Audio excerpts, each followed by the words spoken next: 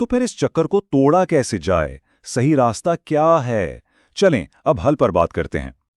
हल बहुत आसान है और इसके सिर्फ 3 कदम हैं। पहला, अपनी अलामात को ठीक से पहचानें। दूसरा, खुद से दवाइयां लेना फौरन बंद कर दें। और तीसरा और सबसे अहम कदम, किसी अच्छे डॉक्टर से मिलकर सही तशखीस करवाएं। क्योंकि आखिर में ये सिर्फ नाक या छींकों का मसला नहीं है, ये आपकी ज़िंदगी और आपकी सेहत का मामला है। जरा सोचिए, एक आम सा लगने वाला मसला अगर सालों तक उसका सही इलाज ना हो तो ये आपकी नींद, आपके सांस लेने के अमल और आपकी पूरी जिंदगी के मेयार को खराब कर सकता है।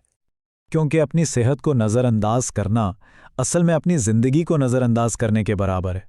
ये एक सादा सी सच्चाई है जिसे समझना बहुत ज़रूरी है। सेहत से बढ़कर कुछ भी नहीं।